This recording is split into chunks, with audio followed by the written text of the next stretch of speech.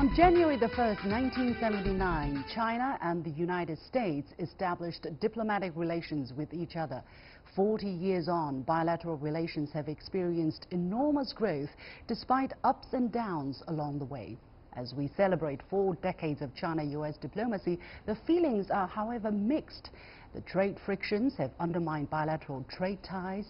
Time is running out for trade negotiations against a hard deadline in March. The fate is unknown of a Huawei executive arrested in Canada at the request of the U.S. There seems to be little reason to celebrate. Have the engines behind our diplomacy run amok after 40 years? Are things going to get worse before turning for the better? What has to be done by both sides to keep this relationship on track to ensure global peace and prosperity? Welcome to a special edition of The Point with me, Liu Xin, coming to you from Beijing. I'm honored to be joined from Washington, D.C. by His Excellency Chinese Ambassador to the U.S., Cui Tiankai. Ambassador Cui, welcome to The Point. Thank you. It's a great pleasure to talk to you. And Happy New Year. It's our pleasure. Happy New Year to you too. First, let's start with the trade war, with the very latest on this development.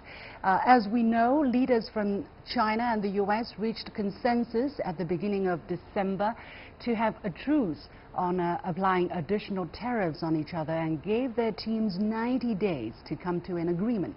Since then, we have seen measures from both sides, although not always pointing to a promising outcome, though.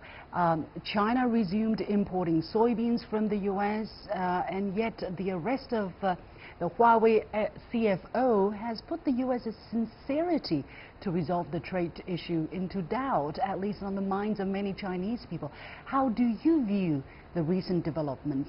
Can we be reasonably optimistic that some kind of agreement can be reached in time to save economic relations from further deteriorating?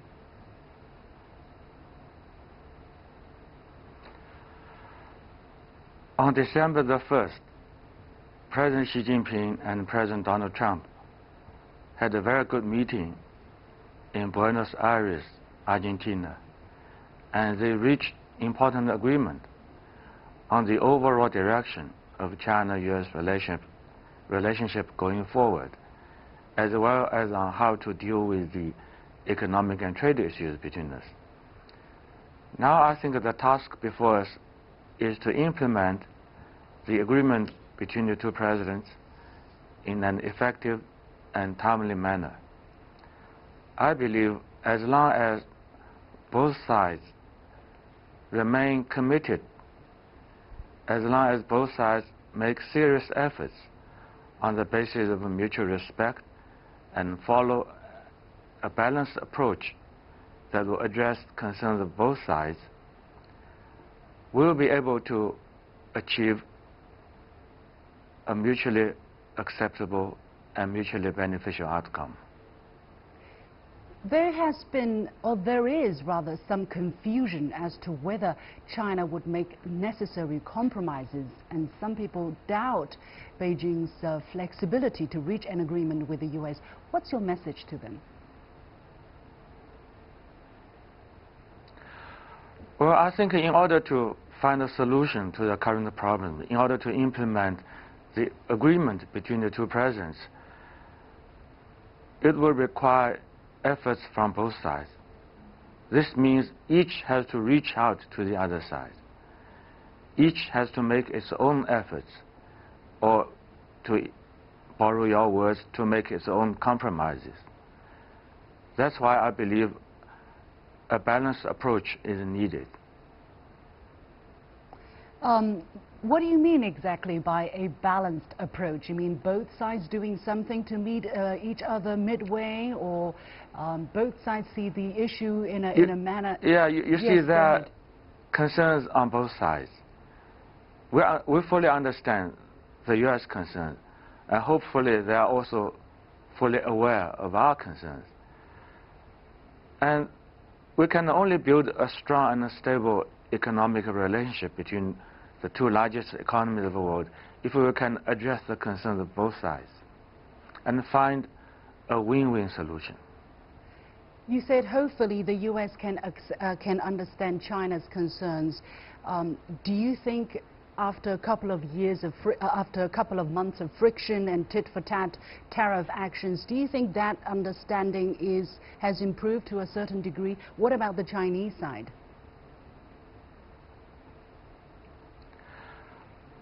I think in a way all these frictions and disputes and back and forth between the two sides also in a way facilitate mutual communication and understanding. At least I certainly hope so. Now, during our last interview, which was almost exactly 2 years ago, you said any trade war, especially between the largest economies of the world, will be very damaging to both economies and will hurt the global economy as well. Yet, a tariff war, or rather a trade war, still broke out in 2018 and spiraled pretty fast. What is your take on it? What have you been working on ever since as an important caretaker of this relationship? Well, unfortunately, I've been proved right in making all these assessments. It's quite clear the escalation of trade disputes between our two countries have hurt both economies and have also hurt the prospects of the global economic growth.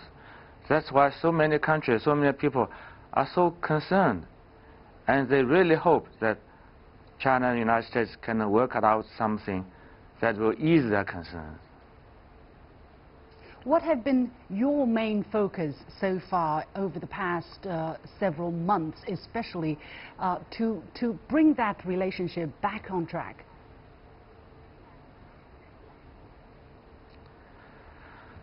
Well, I think teams on both sides have been working very hard to be fair, to address the issues, to try to find a solution. And for people in the embassy and myself, our job is to facilitate communication and coordination between the two sides, and we'll continue to do our best. Mm-hmm. Do you see certain results coming out of your effort? I understand you also have been giving speeches to the American think tanks, to the general public. How do you see the importance of both tracks at the same time?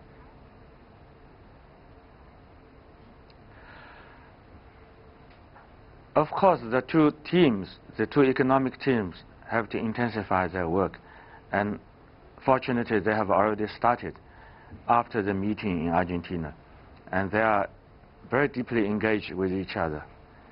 Hopefully they will make some visible progress. But this would also need the understanding and support of the general public, especially maybe the two business communities. So that's what we have been doing, talking to them, making speeches, and having discussion with them, listening to their concerns, try to facilitate communication and coordination. You have been the Chinese ambassador to the U.S. since March 2013. What have you observed as the underlying factors that could lead to a certain kind of tension between the two sides, like what we have seen over the past year? I understand that there are, for instance, 360,000 Chinese students studying in the U.S., but only less than 12,000 U.S. students studying in China. In my eyes, the imbalance of understanding and interest seems to have become unsustainable. What is your take? Well, for the overall relationship, I never have the illusion that such a comprehensive and complex relationship between two great countries would always follow a straight line. I never have such an illusion. At the same time, I always have the confidence that in the long run, the common interest of our two peoples would prevail. The voice of reason would prevail. I still have that confidence. And it's very encouraging to see that there's a growing number of Chinese students in America and American students in China. Although the number of American students in China is still smaller than the number of Chinese students in America. But I think both numbers are growing. This is very encouraging. And these young people, they are the true ambassadors for friendship and understanding between our two peoples. They are the bridges between our two countries. Unfortunately, recently we've heard accusations against them, very absurd accusations that are totally unfounded and extremely unfair to them. You see, people making such accusations, I think that they must also have had their own younger days. And when they were young, they also had their own aspiration for life. And today they even have their own kids. So how can people have such dark and miserable mindset toward the younger generation today? I really feel sorry for them. Okay, let's step away from the dark sides of our relationship for just a moment and remember and recall the 40 years of generally positive relationship between the two sides. You talked about when people were young. May I ask you this question? Exactly 40 years ago, when you were young, on that day, January the 1st, 1979, when China and the United States established diplomatic relationship, do you remember where you were? What impressed you on that day? And did you imagine that relationship would have grown so fast and so much, and that one day you would end up being the ambassador for the United States of China? I certainly remember clearly the day when Mr. Deng Xiaoping arrived in Washington, D.C. I was doing my graduate studies in Shanghai, and at the time we have no TV at home, so we have to go to a relative's home to watch black and white TV, live coverage of his visit to the United States. It was really eye-opening, and it was very inspiring, I think, for people of both countries. Of course, at the time, I never imagined that I could one day come to the U.S. and even become Chinese ambassador to the United States. So this is a very small personal story, but it also shows that relations between our two countries over the last 4 decades have brought real benefits for people of both countries. Indeed. And now, yeah. Today, since we are managing this relationship, we should do our utmost to contribute to further development, to a stronger and more sustainable relationship between our two great countries. Yeah, looking back over the 40 years, how would you describe that journey so far? I mean, can we see several phases of that journey characterized by different atmosphere or priorities for people who haven't closely followed that relationship or lived that period of time? You see, we are living in a fast-changing world, and over the last 4 decades, the world has gone through profound changes. So have our two countries. So this has brought a lot of opportunities as well as challenges to the bilateral relations between China and the United States. But on the whole, this relationship has been moving forward in the right direction. And one thing is quite clear from our experience in the last 40 years. That is, cooperation is the only right option for both countries. And the key words are coordination, cooperation, and stability. Okay, although there have been downs, ties have been going up in general, as you said. What are the key factor or factors that have kept the two sides close to each other? Some people say it's common interests. In the beginning, for instance, the two were all trying to counter a third rival, being the former Soviet Union. Would you say that has been common interests have been the things that have bound the two countries together? What's your opinion? I think it's quite clear. The common interests and mutual needs between our two countries have brought us together and will continue to do so. Unfortunately, such common interests and mutual needs are still growing. If we look at today's world, there are so many challenges, global challenges. No country can handle all these things all by itself. We have to work with each other.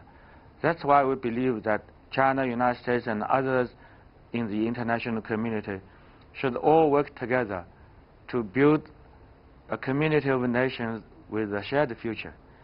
And hopefully, China and the United States will be important partners in this common endeavor.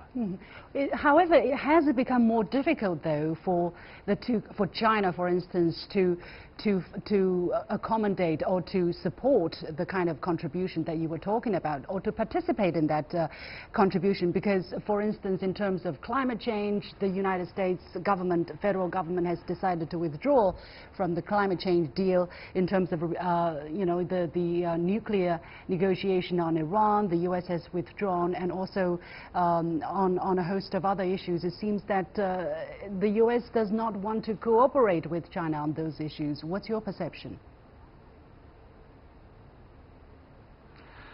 Well, there are always, as you said, ups and downs, twists and turns in the relationship, because this is a very comprehensive and a complex relationship.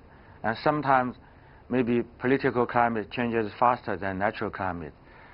But still, if we always keep in mind the long-term common interests of our two peoples, the long-term common interests of the world community, I think the choice is clear. We have to cooperate. We have to expand our cooperation and manage possible differences in a very constructive way. So the relations will continue to move forward steadily and stably, not only in the interests of our two countries, but in the larger interest of the entire world.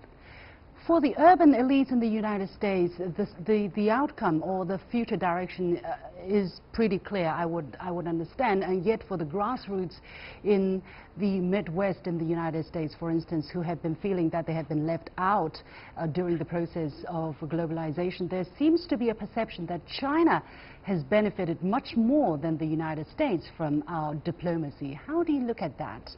From the increase of per capita GDP on a national level, it also seems to tell such a story. Well, if we look at the per capita GDP of our two countries, the per capita GDP of the United States is still much larger than China's. So can we say still the United States has benefited more than China from globalization? But I don't think such a narrow focus is really helpful.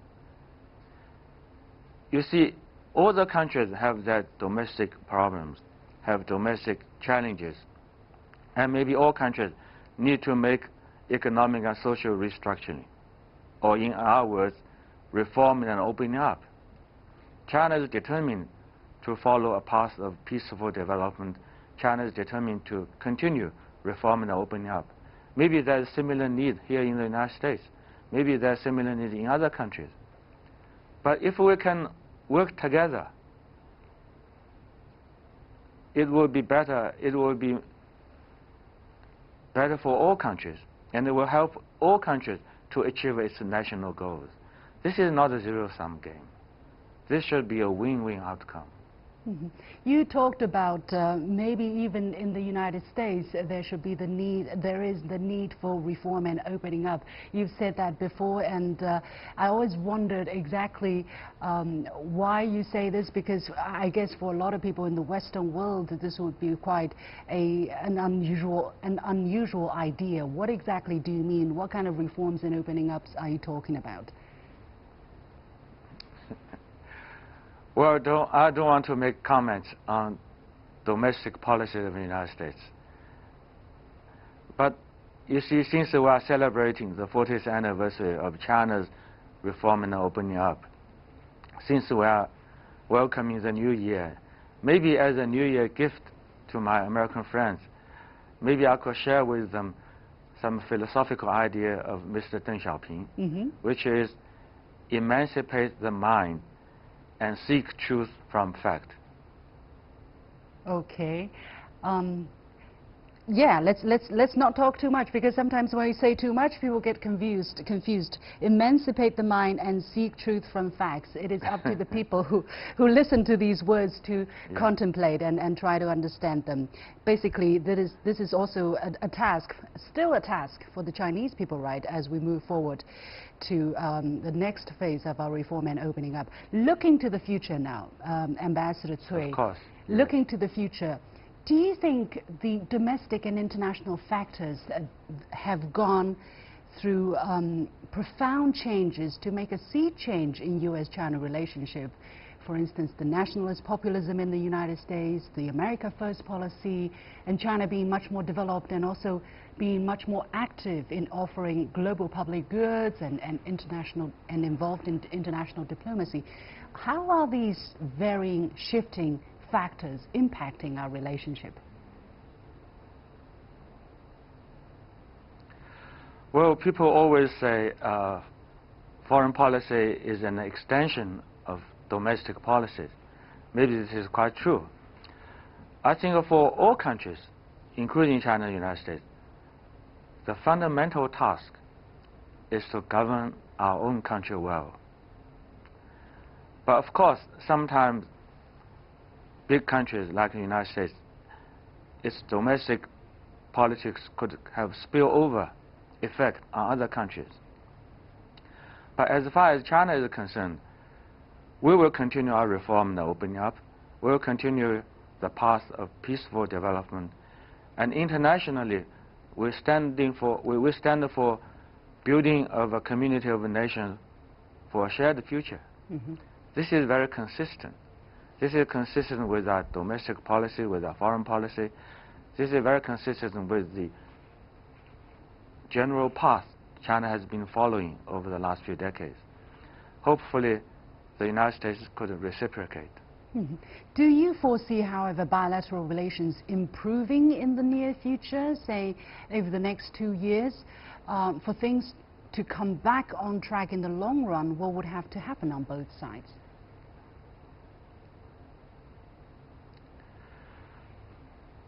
Well, I think the current difficulties or complexities maybe are inevitable. You see, the track for the relationship may not be a straight line.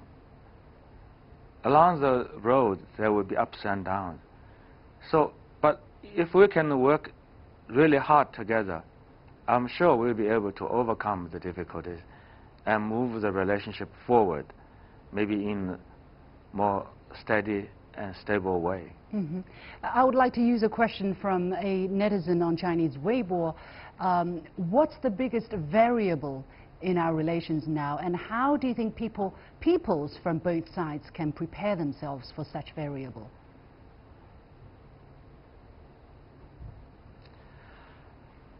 Well, I think I never have any doubts that our two peoples, ordinary Chinese and ordinary Americans, they want to make friends rather than making enemies. So if we really keep in mind the real interests of our people, then we should have confidence in the prospects of our relations. But we have to work together. We have to get the understanding and the support of the general public. And our two peoples have to join hands doing this great job. At the 2018 gala dinner of U.S.-China Business Council in early December, you said there are attempts to disengage our two countries. There are attempts to launch a so-called new Cold War, and there are attempts to start strategic rivalries between our two countries in the name of a so-called 100-year marathon. Do you think these attempts are still gaining traction, and if so, what can we do at this moment? Well, sometimes people make noises. People advocate their own views. But I don't think that these attempts will succeed in the long run. Why not? Because it's against the interests, the fundamental interests of our peoples.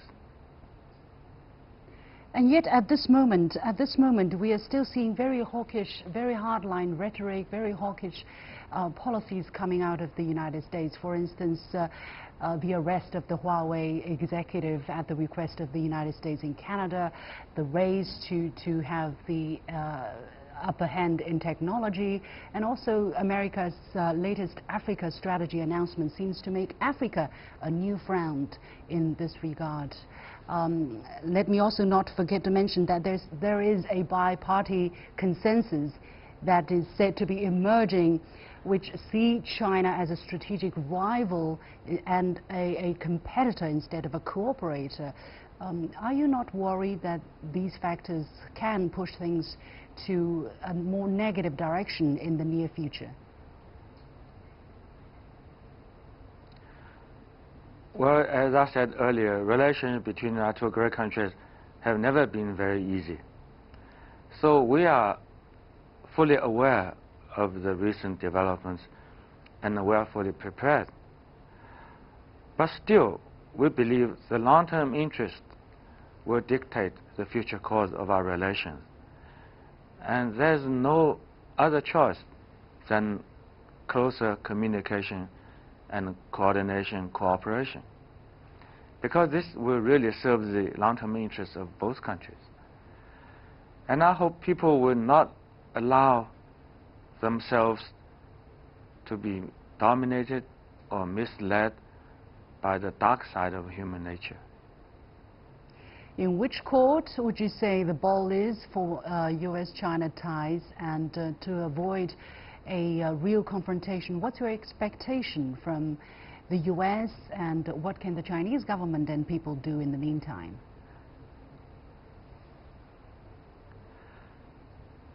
A direct confrontation will hurt both countries. This is absolutely clear.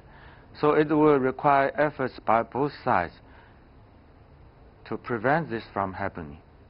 And we in China, we are always open to working together with our American friends and colleagues to expand our common interests, to manage the differences, and keep the relations on the right track. Okay, my last question. Again, 2 years ago, at the end of my last interview with you, you said to me that people should not look at everything through a zero-sum lens. The world is much more complicated and many things are interconnected. And you said you hope that people can have a more sophisticated view of the world, of bilateral relations, and maybe of ourselves. If I asked you for a sentence for the year 2019 and beyond, what would it be? Well, let me try to have a Chinese phrase, maybe a proverb. That is, cut paths through the mountains, build bridges across the rivers, and stay the course. In Chinese, 逢山开路，遇水架桥，坚定不移向前走. That's my wish for the new year. Thank you very much. Well heard. Many thanks to my honorary guest, His Excellency Chinese Ambassador to the U.S., Cui Tiankai. Thank you. And with that, we come to the end of this edition of The Point with me, Liu Xin. As always, follow me on Facebook and Twitter using the handle The Point with LX. Download the application called CGTN to watch the show on your mobile devices, or go to YouTube and look for CGTN The Point. Thanks for watching. You've got The Point.